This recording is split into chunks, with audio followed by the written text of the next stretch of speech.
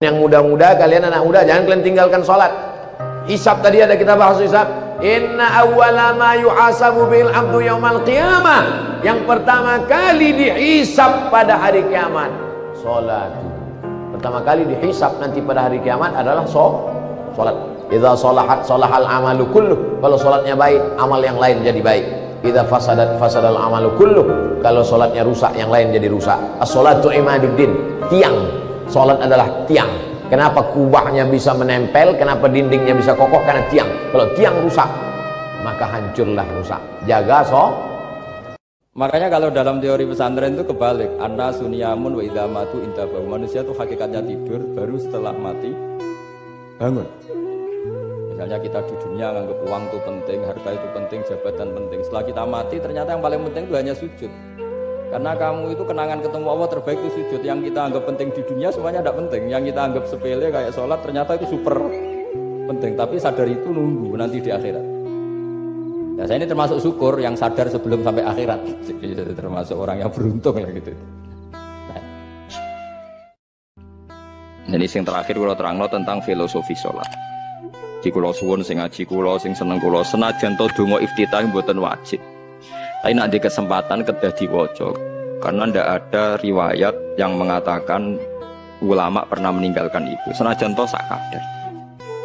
Terutama pas napa inna sholati wa nusuki wa mahyaya wa mamati lillahi rabbil alamin. Salatku, ibadahku, matiku, uripku namung kersane Allah utawa namung kangge Allah.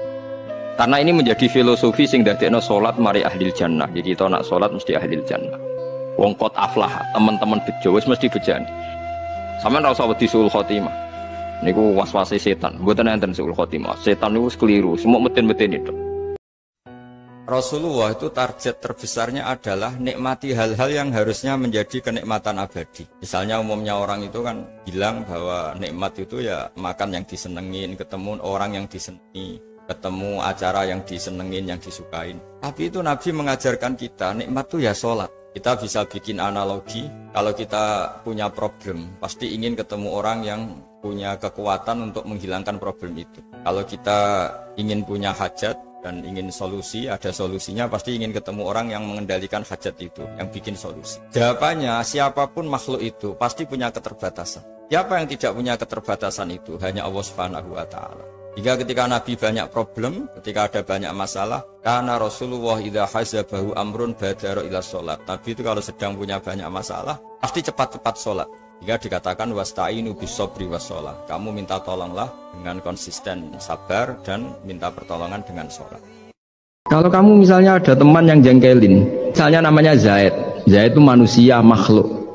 Kalau kamu ikut jengkel berarti Anda terdikte, terprovokasi oleh orang yang bernama Zaid yang statusnya hanya makhluk. Sementara Allah ngajari kita wa ahsin man asa'a ilaika, berbuat baiklah sama orang berbuat buruk sama kamu. Berarti kalau kamu tetap baik, hubungan kamu dengan Allah. Kalau buruk berarti kamu didikte oleh Zaid. Bayangkan kalau Zaid ini orang yang nggak tamat SD, Anda seorang profesor, berarti anak SD bisa memprovokasi profesor. Itu yang bodoh yang mana coba? Makanya Nabi itu punya ajaran yang memang berat ya.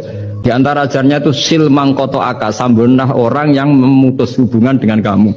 Wa ahsin man asa'a ilaika, berbuat baiklah sama yang berbuat buruk sama kamu. Itu memang berat, tapi bisa dilatih yaitu